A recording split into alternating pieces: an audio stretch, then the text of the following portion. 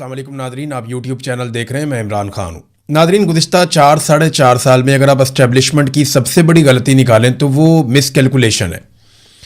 यानी जहाँ पे भी इन्होंने कैलकुलेशन की वो गलत हो गई। एस्टेब्लिशमेंट की पहली कैलकुलेशन थी इमरान खान को निकालेंगे और मसला ही कोई नहीं होगा, लोग हमारे साथ खड़े हो जाएंगे।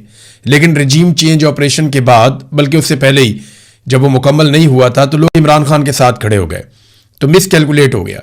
बाद में इन्होंने कहा थोड़े दिनों में लोग भूल जाएंगे, तो लोग भूले नहीं, बल्कि लोगों ने एहतजाज शुरू कर दिया। फिर इनकी एक कैलकुलेशन थी कि इमरान खान साहब जो हैं थोड़े अरसे के बाद चुप करके बैठ जाएंगे और अगले इलेक्शन का इंतजार करेंगे।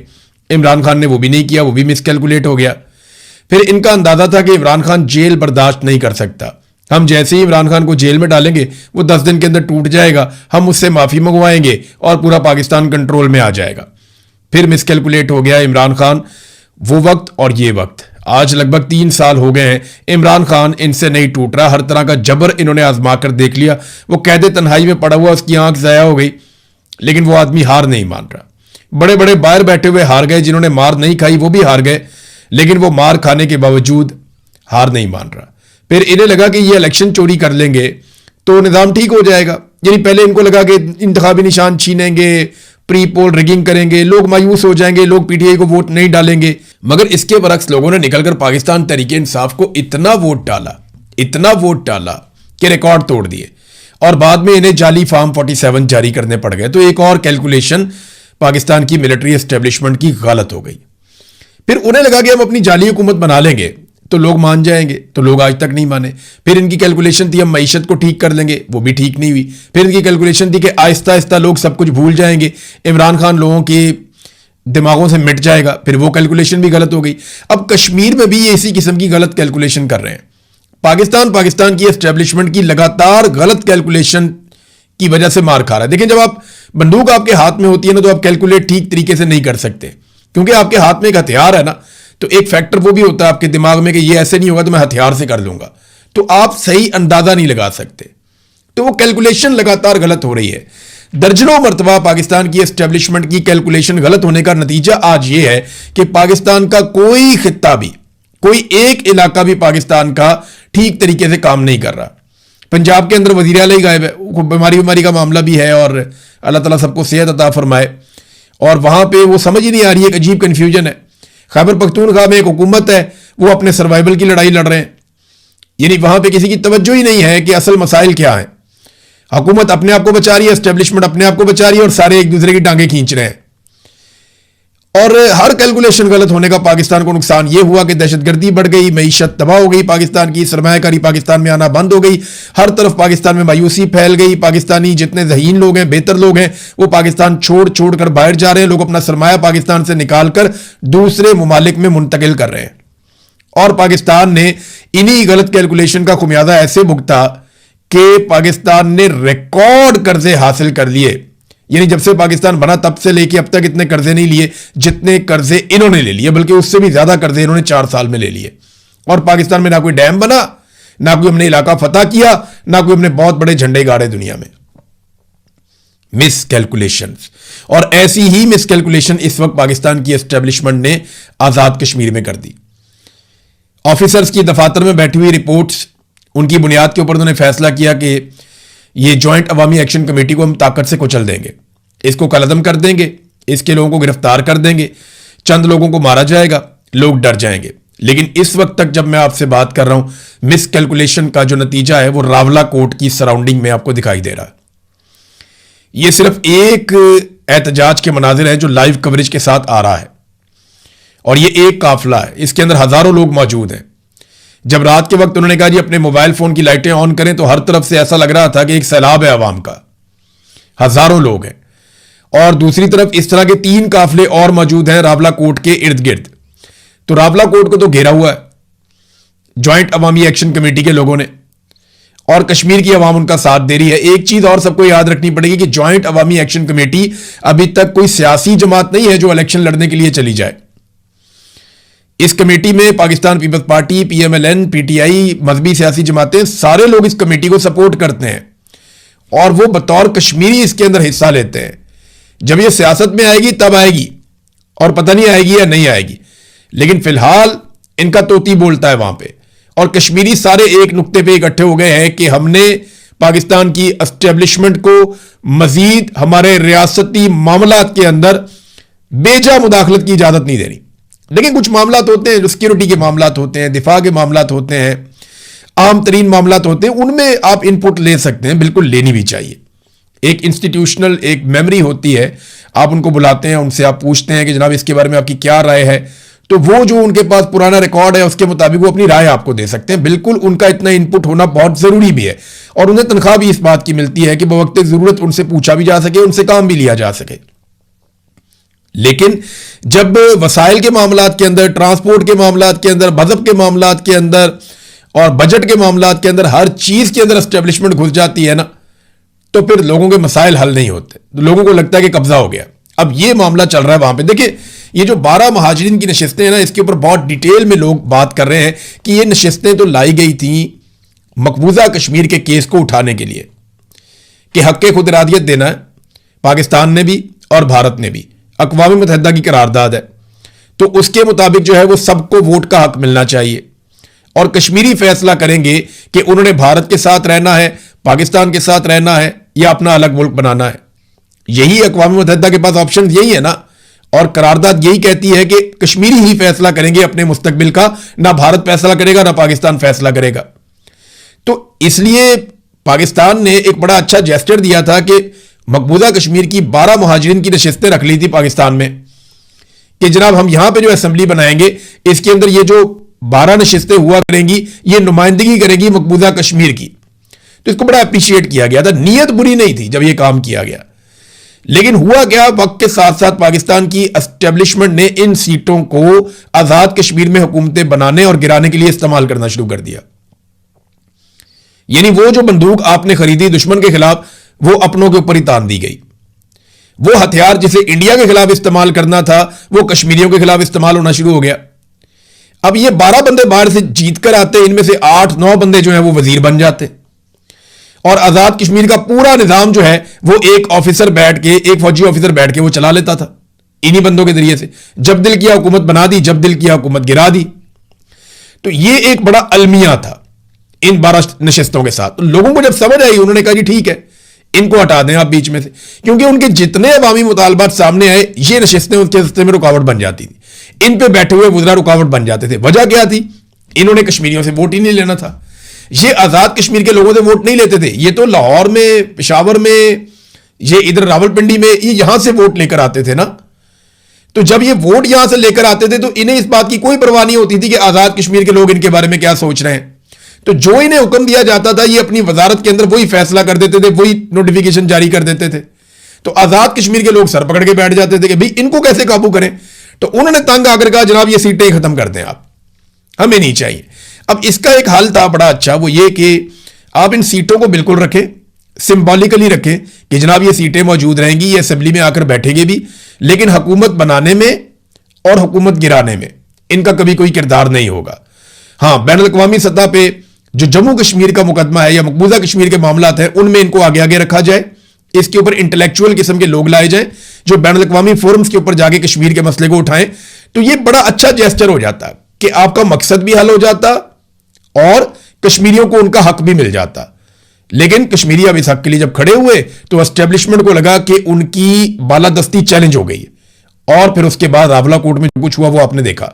कोई ये अंदाजा नहीं कर रहा था कि इतनी बड़ी तादाद में लोग इकट्ठे होंगे। अब लोग बहुत बड़ी तादाद में मौजूद हैं, हर काफिले के साथ हजारों लोग हैं। सरकारी रिपोर्ट के मुताबिक इनकी तादाद 25,000 से ज्यादा बताई जा रही है। सरकारी रिपोर्ट जो है ना वो तादाद कम करके बताती है हमेशा, ये हम सब जानते हैं। तो अगर सरकारी रिपोर्ट 25,000 बता रही है तो फिर आप अंदाजा लगा लें कि असल में ये तादाद कितनी बड़ी होगी। कश्मीरी बड़ी तादाद में निकले हैं, ये बात तो साबित हो गई है और कश्मीरी अब पीछे हटने के लिए तैयार भी नहीं, क्योंकि बड़ा चार्ज माहौल है। मैंने कुछ तकारीर सुनी है, बातचीत सुनी है, कुछ चीजों पे मुझे एतराज भी है। यानी देखें, नफरत जब फैलाई जाती है ना तो वो बहुत तेजी से फैलती है, इसकी ये खसूसियत होती है। और पाकिस्तान की एस्टेब्लिशमेंट ने अपने टाउटों के जरिए गुज़िश्ता चंद दिनों में जो नफरत फैलाई है वो अब कश्मीर में दिखाई दे रही है, जैसे बलूचिस्तान में नफरत फैलाई गई थी। देखिए, ये बड़ा आसान होता है किसी को गद्दार कह देना, लेकिन इसकी कीमत आपको नस्लों तक चुकानी पड़ती है। आप तो ढीले मुंह के साथ बैठ के कह देते हैं कि ये गद्दार है, ये इंडिया का एजेंट है, ये रॉ का एजेंट है, ये जनाब पाकिस्तान का दुश्मन है, बड़े आराम से आप कह देते हैं। वो आदमी उस वक्त शायद बर्दाश्त भी कर लेता है, लेकिन ये चीजें नस्लों तक पीछा करती हैं। आप बलूचिस्तान में देखें आपके साथ क्या हुआ, यही हुआ। आप पश्तूनों के साथ देखें आपने क्या किया, उसका जवाब क्या है। आज आप इसी चीज का सामना कर रहे हैं। बांग्लादेश में आपने क्या किया, वहां पे भी आपने यही किया, उसका नतीजा आपके सामने है। तो जहां जहां पे आपने नफरत की आग लगाई वो आपके घर तक आई, और ये आग भी आपके घर तक आ जाएगी अगर अभी आप नहीं समझेंगे तो।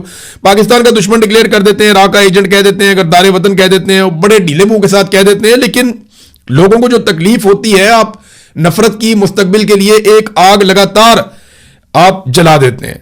और ये खेल पाकिस्तान में सबसे ज्यादा हमेशा हमारी पंजाब की सियासी जमात नून लीग ने और पाकिस्तान की मिलिट्री एस्टेब्लिशमेंट ने खेला है, क्योंकि पाकिस्तान की मिलिट्री एस्टेब्लिशमेंट में ज्यादातर लोग पंजाब से ही होते हैं, और एक नून लीग जो है वो पंजाब की एक पॉलिटिकल पार्टी है, और नून लीग ने हमेशा नफरत का कार्ड खेला है। कभी जाग पंजाबी जाग का इन्होंने नारा लगाया, कभी इन्होंने पंजाब के नाम के ऊपर सियासत की, कभी नफरत फैलाई, कभी सिंधियों को कमतर कहा, कभी इन्होंने महाजरों के खिलाफ आग उगली, कभी इन्होंने बलोचों को बहुत बुरा भला कहा, कभी पश्तूनों के खिलाफ नफरत की आग जलाई, अब कश्मीरियों के खिलाफ जो हो गए।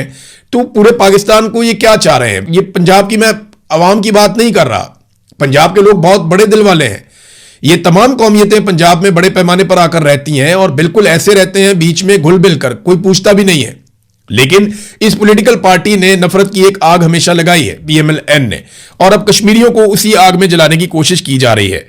एक तरफ पाकिस्तान पीपल्स पार्टी को नाज़रीन आगे किया हुआ, लेकिन हाँ एक चीज मैं आपको पहले बताऊं कि अब पीपल्स पार्टी जो है ना, उसने कैटेगोरिकली कह दिया है कि अगर तो इलेक्शन आपने करवाने हैं जुलाई में, तो फिर आप ये ऑपरेशन वाला ड्रामा बंद करें।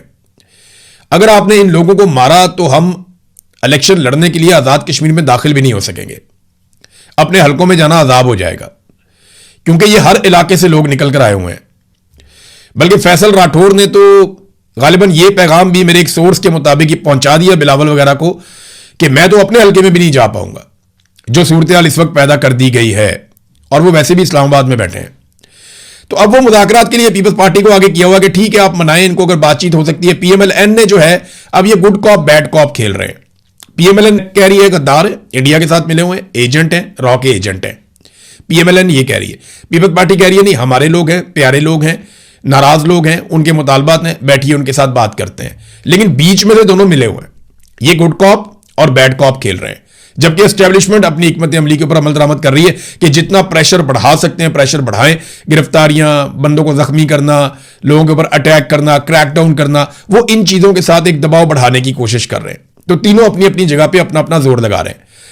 अच्छा, ये जो अभी मुज़ाकरात के लिए दावत दी गई है, कुछ राब्ते भी हुए हैं जॉइंट अवामी एक्शन कमेटी के कुछ लोगों से और कुछ बरतानिया में बैठे हुए लोगों से, जो आज़ाद कश्मीर की हुकूमत है उनके लोगों ने राब्ते किए, फैसल राठौर की हुकूमत ने। तो चंद मुतालबात सामने आए हैं, जो मुतालबात अवामी जॉइंट एक्शन कमेटी ने दिए हैं, और ये मुतालबात मैं आपको बता देता हूँ, इसमें एक स्टेटमेंट ही काफ़ी है। इसमें जो स्टेटमेंट है वो सरदार उमर नज़ीर कश्मीरी का है, जिन्हें गोलियां लगी हैं। वो जख्मी होने के बावजूद आए और उन्होंने आकर अपने लोगों से खिताब भी किया, बड़ी हिम्मत दिखाई उन्होंने। अभी चंद दिन पहले उन्हें गोलियां लगी हैं, इस तरह आ जाना, बहुत बाहिम्मत नौजवान है रावला कोट का। तो उन्होंने कहा जी हम मुज़ाकरात के लिए तैयार हैं, लेकिन इससे पहले जो कलदम करार दिया गया उसका नोटिफिकेशन मनसूख किया जाए, वापस लिया जाए, एफसी, पीसी और रेंजर्स का इनखला किया जाए। यानी जो इस्लामाबाद से पुलिस आ गई है, रेंजर्स आ गई है, ये एफसी आ गई है, इन सारों को जो है वो वहां से निकाल दिया जाए, आज़ाद कश्मीर से ये वापस जाएं। शोहदा की मैयतें हमारे हवाले की जाए, जितने लोग शहीद हो गए उनकी मैयतें जो सिक्योरिटी फोर्सेज ने कंट्रोल में ले ली हैं कि जब इनके जनाजे पढ़ाए जाएंगे तो बड़ी तादाद में लोग इकट्ठे हो जाएंगे, तो वो सिक्योरिटी फोर्सेज ने जनाजे वापस करने, वो कह रहे हैं जी ये जनाजे हमारे हवाले किए जाए। जख्मियों को इलाज मुआवजे की सहूलत दी जाए, इन अस्पतालों को नॉर्मलाइज किया जाए, और कमेटी के दीगर मुतालबात पर अमल दरामद किया जाए। उमर नज़ीर कश्मीरी। अब जो एक मैकेनिज्म बन रहा है वो ये बन रहा है कि कश्मीरी बैठेंगे एहतजाज पे, जबकि मुज़ाकरात शुरू हो जाएंगे, और उन मुज़ाकरात में कुछ हद तक बातचीत हो भी रही है, और मुज़ाकरात में सबसे पहली चीजें जो मुज़ाकरात को शुरू करने के लिए जो पहली शराइत है कि हम बैठते हैं, ठीक है, सबसे पहले आप यहां से सिक्योरिटी फोर्सेस को हटाएं, नंबर 1, नंबर 2 लाशें वापस करें, नंबर 3 ऑपरेशन फौरी तौर पे बंद करें, और ये जो कलदम करार दिया गया जॉइंट अवामी एक्शन कमेटी को, ये मामला वापस लें और मुकदमात भी खत्म करें, चीजों को नॉर्मलाइज करें, हम बैठ के आपसे बात करते हैं। तो ये चीजें तो हुकूमत को पहले करनी पड़ेंगी अगर तो वो बैठकर बात करना चाहते हैं। अब बैठकर बातचीत सिर्फ इस सूरत में होगी कि कश्मीरी अपना दबाव बरकरार रखें, क्योंकि जब तक ये बैठकर बातचीत होती रहेगी कश्मीरियों को सड़क पे बैठना पड़ेगा।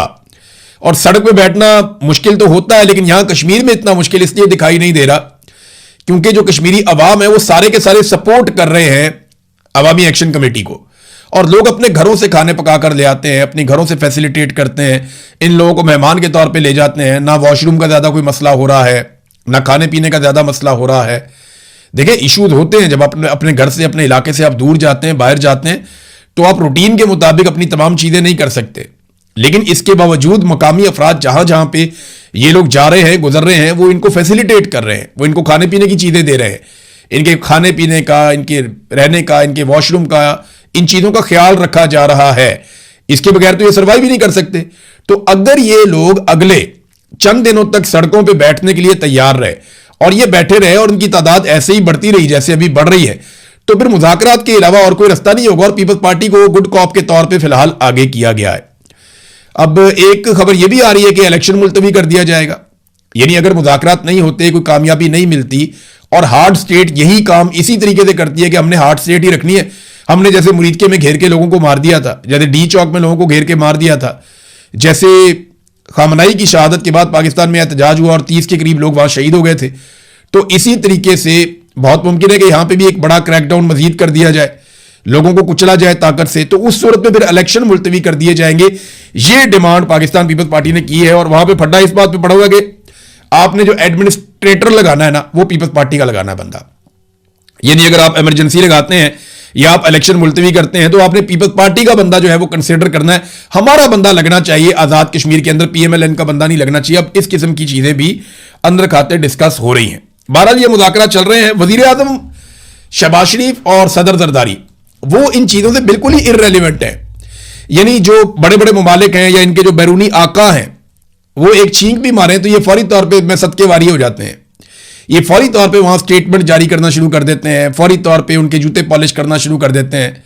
पूरी दुनिया में सालसी के लिए ये मारे मारे फिरते हैं, लेकिन पाकिस्तान के अंदर पाकिस्तानी अवाम के साथ एक फड्डा पड़ गया है चंद मुतालबात को लेकर और यहां पे ये सालसी नहीं कर पा रहे। यानी दुनिया के मामला हम हल करवाएंगे, दुनिया के हर मामले के अंदर हम जाके घुसेंगे और हम जाके वहां कहेंगे जनाब हम सालसी के लिए आ गए हैं, आप हमारे ऊपर रख के अपने जो भी आपने बयान देने आप दें, हम हर चीज अब्जॉर्व कर देंगे। तो दुनिया में जाएंगे हम ये करेंगे, लेकिन पाकिस्तान के अंदर अपने लोगों से बातचीत के लिए किसी किस्म की गुंजाइश नहीं है। यहां पे अक्कड़ है और बात सिर्फ एक ही है ना, वो अक्कड़ भी सिर्फ इसलिए है कि जाती मफाद है, मफाद कोई छोड़ना नहीं चाहता, दिहाड़ियां बहुत बड़ी हैं।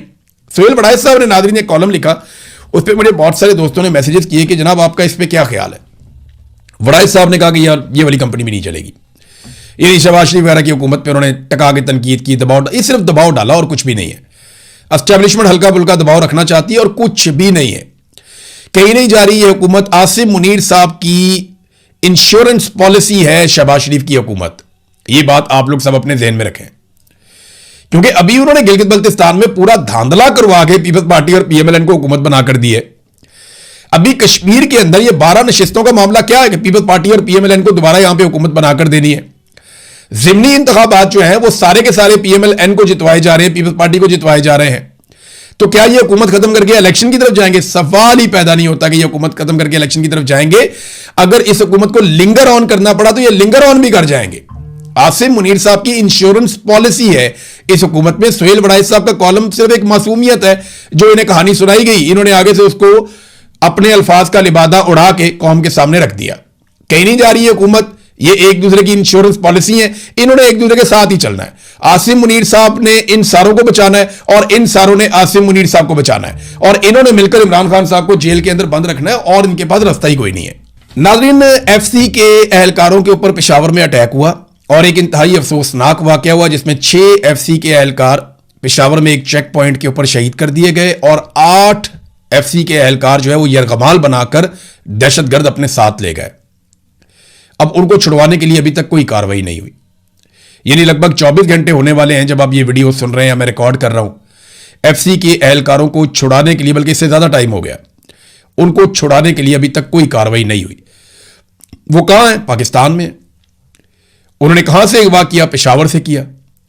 क्या वो अफगानिस्तान जा सकते हैं? नहीं, वो तो सारा बॉर्डर सील है, वो तो बंद है। और इतने लोगों को यरगमाल बना के अफगानिस्तान कैसे ले जाया जा सकता है? तो ये बड़ा सवाल पैदा होता है कि पाकिस्तान की सरजमीन के अंदर पाकिस्तान की अपनी सिक्योरिटी फोर्सेस बेयारो मददगार छोड़ दी जाती हैं। इससे पहले भी इस तरह के वाकयात हुए तो अपने लोगों को ऐसा लगा कि डिसोन कर दिया गया। जो फौजी बेचारे छुट्टी पे जा रहे होते हैं या एफसी वाले छुट्टी पे जा रहे होते हैं, जब वो शहीद हो जाते हैं किसी ट्रेन के दहशतगर्दी के वाकये में या किसी बस के दहशतगर्दी के वाकये में, तो बाद में उसको ओन नहीं किया जाता, ये कहा ही नहीं जाता कि ये सिक्योरिटी फोर्सेस के लोग थे। तो ये बहुत अनफॉर्चुनेट है। अपने लोगों को ओन करना चाहिए। एक दूसरे की टांगे खींचने में ये लगे हुए हैं, अपने अपने इक्तदार को बचाने में लगे हुए हैं। और खैबर पख्तूनख्वा जल रहा है, बलूचिस्तान जल रहा है, वहां का वजीर आला इनके साथ मिलकर एस्टेब्लिशमेंट के साथ कार्रवाई डाल रहा है और पूरा सूबा जल रहा है। और यहां का वजीर आला जो है वो इनके साथ एक अलग टसल में लगा हुआ है, कभी एक दूसरे की टांग खींचते हैं, कभी अपनी अपनी हुकूमत बचाते हैं। और एजेंसियां इस काम पे लगी हुई हैं कि इमरान खान को जेल में कितना अरसा मजीद रखा जा सकता है और उसकी पार्टी के टुकड़े बकड़े कैसे किए जा सकते हैं। यानी एस्टेब्लिशमेंट है ना इस मरतबा एक पॉलिटिकल पार्टी का, वैसे तो हमेशा से ही पॉलिटिकल पार्टी का रोल प्ले किया है, और एक ऐसी पॉलिटिकल पार्टी जिसमें इक्तदार की बहुत भूख है, बहुत ख्वाहिश है, और वो इक्तदार से बाहर अपने आप को नहीं रख सकते। वो अपनी कठपुतलियों के जरिए से हमेशा इक्तदार में रहते हैं और मुनाफा कमाते हैं। तो आज भी वो यही कर रहे हैं। अब तक के लिए इतने, अपना ख्याल रखिएगा, अपने चैनल का भी। अल्लाह हाफ़िज़।